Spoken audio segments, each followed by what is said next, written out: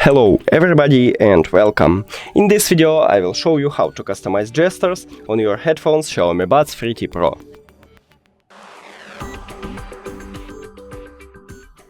You have to start by open the application and now go to gestures.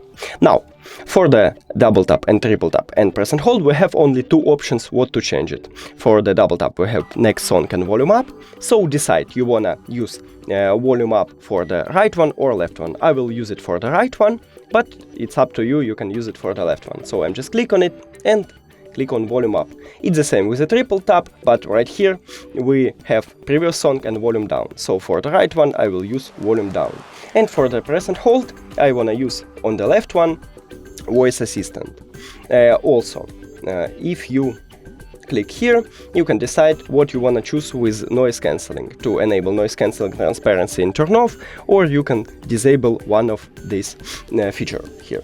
So that's it. Thank you for watching this video. If you found it helpful, please consider subscribing to channel and leave the like on the video. It's really important to us. See you later.